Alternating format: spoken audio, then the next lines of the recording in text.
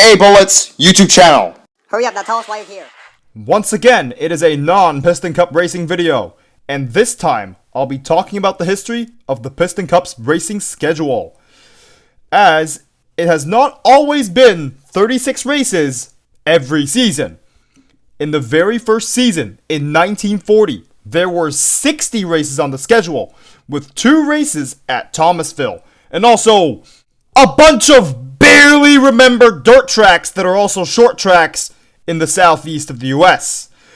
Most of these tracks have been forgotten about, but they were on the 60 race schedule, which lasted from the very first season in 1940 all the way until 1960. And also the Hudson Hornet got his 27 wins in 1952 on the 60 race schedule. In 1960, Piston Cup officials decided that there should only be 25 races in 1961 to condense the schedule, as Piston Cup officials did not want to travel to 60 races a season, which was quite exhausting for them. And the 25 race schedule began in 1961, and it would go on for 4 whole seasons, with its last season being 1964, where there was a massive protest from Piston Cup fans demanding more races. The Piston Cup officials granted them some of their wishes, expanding the schedule from 25 to 28 races for the 1965 Piston Cup season. This schedule would also last for only 4 seasons, where in 1968, Piston Cup officials decided that the 1969 Piston Cup season would have 32 races rather than 28, as Piston Cup fans really wanted more races again.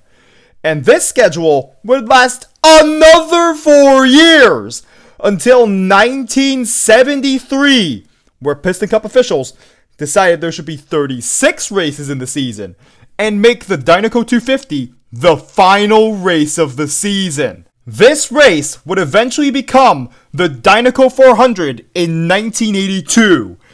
And Piston Cup officials did this so they could make more money from a longer final race at the Motor Speedway of the South. And this leaves us with the 36 race schedule that the Piston Cup has had ever since 1973. And the 2021 season, of course, had 36 races.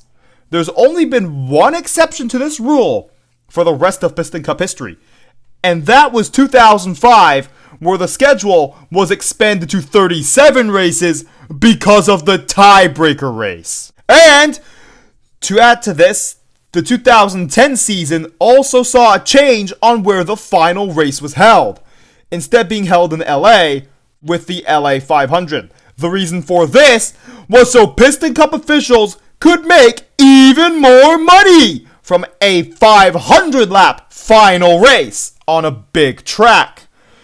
And you, the one watching this video, yes you, if you'd like, comment down below your opinion on how long the Piston Cup schedule should be.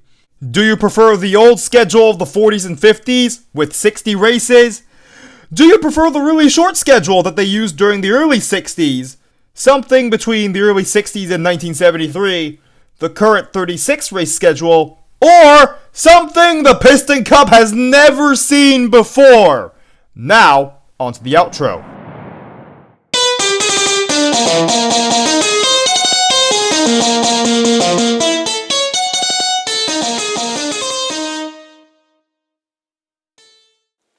Remember to press the notifications button, which goes ring, ring, ring after you press it. And lightning strikes back, and that's as if you subscribed, of course. And thank you for watching this entire video. I know I've said this for the last few days. It just takes a really long time to make a Florida 500 video. But the 2008 Florida 500 video will still be coming out very soon.